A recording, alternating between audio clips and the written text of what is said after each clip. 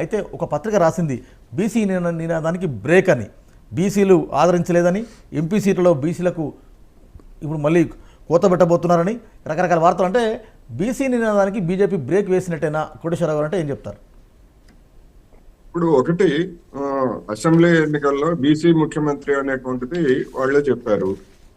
ఆ బీసీ ముఖ్యమంత్రి అని చెప్పినటువంటి వాళ్ళు సరే ముఖ్యమంత్రి అభ్యర్థులుగా వాళ్ళు ముందుకు తెచ్చినటువంటి వాళ్ళందరూ కూడా ఓడిపోయారు అనేటువంటిది అందరికీ తెలిసినటువంటి వాస్తవం.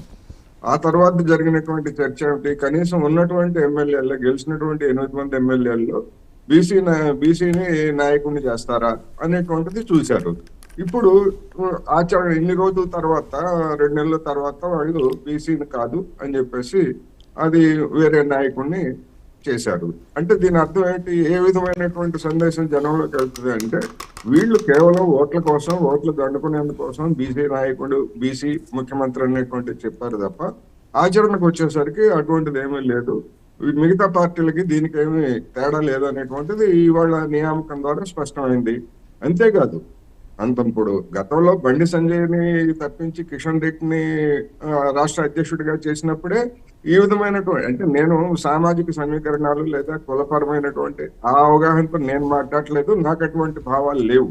కానీ ఆ ఓట్ల రాజకీయం చేసినటువంటి పార్టీ ఇవాళ శాసనసభ పక్ష నాయకులు, ఇదేమీ అధికారం కాదు, లేకపోతే మరొకటి కాదు, లేకపోతే ఇంకోటి కాదు, దాని విషయంలో కూడా ఆ విధమైనటువంటి చిత్తశుద్ధి చూపించలేకపోయింది అనేటువంటిది ఆ బీసీలు ఎవరైతే ఉన్నారో వాళ్ళు స్పష్టంగా అర్థమవుతా ఉంది.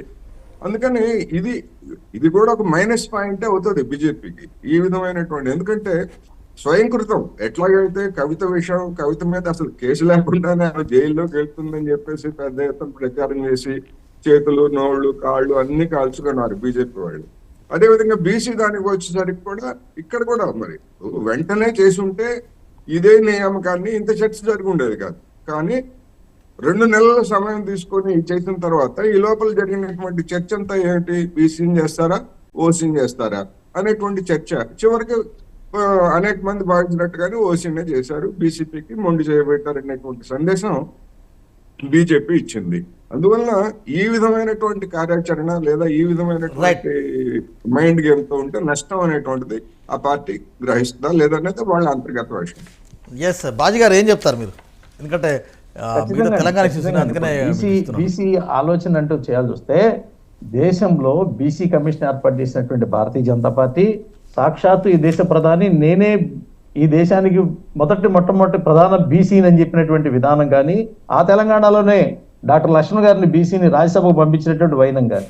రెండోది ఏంటంటే, బండి సంజయ్ గారు బీసీ వర్గాలు మంచి కాదండి, మేము అలా చూసేటువంటి పరిస్థితి కాదండి. మాకు కూడా సేమ్ ఇదే వాతావరణంలో మేము చెప్పేది ఏంటంటే, రాజకీయ ఆలోచనలు జరిగినప్పుడు నాయకత్వం మార్పులు చేర్పులు అవుతాయి, అయినప్పుడు పార్టీ యొక్క ప్రాతినిధ్యం అంతేగాని మీరు ఈటల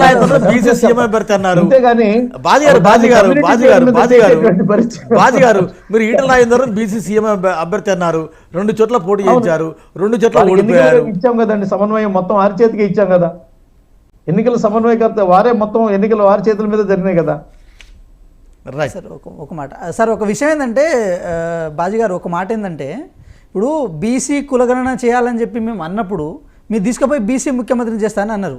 అది ఎట్లా సాధ్యం అంటే, ఎక్కువ సీట్లు రావే మేము అంటే బీసీని ముఖ్యమంత్రి చేయడం మీకు ఇష్టం లేదా, కాంగ్రెస్ పార్టీ దాని వ్యతిరేకం అని చెప్పి మమ్మల్ని డిఫెన్స్లో పడేసే ప్రయత్నం చేశారు. సరే, ఎట్లాగో అది సాధ్యం కాలేదు, మరి ఇది సాధ్యమయ్యే అంశమే కదా.